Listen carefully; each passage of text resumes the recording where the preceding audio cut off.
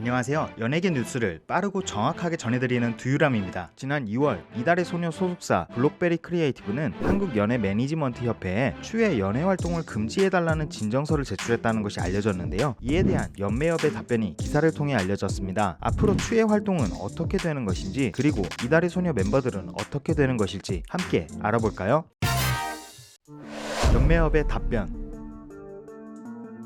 지난 2월 이달의 소녀 소속사 블록베리 크리에이티브는 연매협에 추가 2021년 바이포엠 스튜디오와 계약을 체결하기 위해 템퍼링을 했다고 말하며 추후에 연예활동을 금지하는 내용이 담긴 진정서를 제출했는데요. 템퍼링이란 계약 기간이 만료되기 전 사전 접촉을 했다는 뜻으로 매니지먼트 계약을 위반한 사안입니다. 그래서 보통 연예인들은 계약이 만료된 이후 또는 독자적 연예활동을 소속사가 방해하지 못하게 하는 전속계약 효력정지 가처분 신청이 법원에 인용된 이후에 새로운 소속사를 찾게 되죠. 이런 기사가 올라오자 추는 곧바로 인스타 스토리를 통해 2021년 12월에는 바이포엠이라는 회사를 잘 알지도 못했다고 반박하는 입장을 냈었는데요. 그리고 연매협에서 드디어 추에 대한 입장을 발표했죠. 연매협은 추의 템퍼링에 대한 상벌조정위원회에서 최근 블록베리 측이 추와 바이포엠을 상대로 제기한 이중계약과 관련해 근거가 미비하다고 판단하여 블록베리의 진정서를 기각했습니다. 또한 바이포엠 측은 연매협에 또 다른 자료를 제출했는데요. 앞서 블록베리는 연매협에 바이포엠이 이달의 소녀 다른 멤버들과 접촉하지 않게 해달라고 요청을 했다고 하죠. 그래서 바이포엠은 연매협 상벌조정윤리위원회에 이달의 소녀 추와 사전 접촉을 하지 않았으며 추후에도 다른 멤버들과 계약관계를 맺지 않겠다는 내용이 담긴 자료를 제출했다고 합니다. 연매협도 추에 잘못이 없다고 판단한 현재 이제 남은 것은 법원의 판결이죠. 9월로 미뤄진 결론. 현재 추는 블록베리를 상대로 전속계약 효력 부존재 확인 민사소송을 진행 중인데요. 지난 3월 27일 법원에서는 본안 소송을 진행하는 대신 블록베리와 추가 상호 양해를 통해 소송을 해결할 수 있도록 조정기일을 열어주었죠. 그러나 양측의 의견이 좁혀지지 않았는지 조정 불성립이라는 결과를 맞이하게 되었는데요. 이에 따라 추와 블록베리의 본안 소송은 6월 1일에 이어가게 되었습니다. 현재 이달의 소녀 멤버들 중 추만 유일하게 블록베리를 상대로 전속계약 효력 부존재 확인 소송을 제기했다고 하는데요. 다른 멤버들은 전속계약 효력정지 가처분 신청만 했다고 하죠. 그 결과 이달의 소녀 희진, 김립, 진솔, 최리만 가처분 신청이 인용되고 조금 늦게 신청한 현진과 비비는 아직 결과가 나오지 않았으며 나머지 5명의 멤버들은 1, 2년 전에 계약 내용이 일부 변경되어 가처분 신청이 법원으로부터 인용되지 않았는데요. 그래서 추의 본안 소송 결과가 이달의 소녀 멤버들에게 더욱 중요하게 느껴지는 듯합니다. 그 이유는 블록베리를 나온 4명의 멤버들이 벌써부터 새로운 움직임을 보여주었기 때문이죠.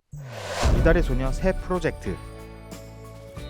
블록베리를 탈출한 4명의 멤버들은 트리플 S의 소속사 모드하우스와 새로 계약을 했는데요. 이 소식에 이달의 소녀 팬들은 많은 기대를 하기 시작했죠. 그 이유는 모드하우스의 대표가 이달의 소녀를 처음부터 기획했었던 정병기 프로듀서이기 때문인데요. 그래서 많은 팬들은 모드하우스가 다른 멤버들도 모두 모아주지 않을까 기대를 했습니다. 한편으로는 걱정하는 부분도 있었습니다. 모드하우스가 기획한 신인 걸그룹 트리플 S는 24인조 걸그룹으로 나왔지만 아직 모든 멤버가 공개된 것은 아니었죠. 그렇기에 이번에 모드하우스로 간 이달의 소녀 멤버들이 트리플 S에 합류하는 것이 아닐까 하는 걱정이었는데요. 그러나 이런 걱정은 정병기 프로듀서의 인터뷰와 모드하우스의 놀라운 행보를 통해 모두 해소되었습니다. 먼저 모드하우스는 모드아이 서클이라는 상표를 출원하였습니다. 모드아이 서클은 이달의 소녀 유닛그룹의 이름으로 이번에 모드하우스에 들어간 김립, 진솔, 최리가 모드아이 서클의 멤버였죠. 이 소식을 듣자마자 모드하우스가 이달의 소녀를 이어가겠다는 것을 알 수 있었는데요. 거기에 정병기 프로듀서의 인터뷰에서 더욱 반가운 소식을 들을 수 있었습니다. 먼저 정병기 프로듀서는 블록베리와 갈라선 후에도 이달의 소녀 멤버들과 매년 식사 자리를 가지고 소식을 공유했었다는데요. 이번에도 이달의 소녀 멤버들이 정병기 프로듀서에게 조언을 얻기 위해 연락을 하다가 모드하우스에서 미래를 함께할 가능성을 열게 되었다고 하죠. 그리고 정병기 대표는 분명하게 현재 합류한 4명의 멤버들이 이달의 소녀 아이덴티티를 이어갈 것이라고 말해주었는데요. 이미 프로젝트명도 정해졌다고 합니다. 바로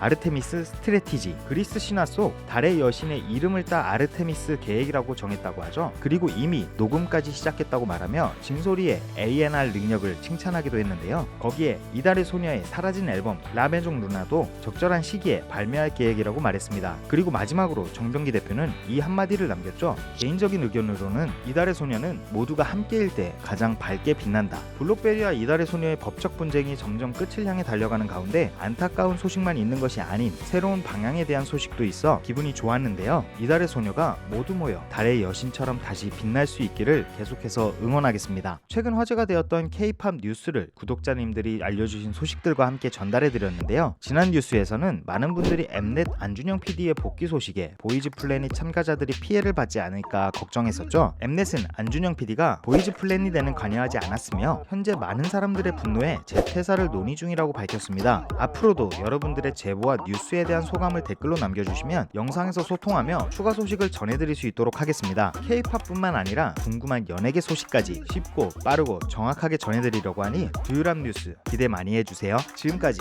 두유람이었습니다.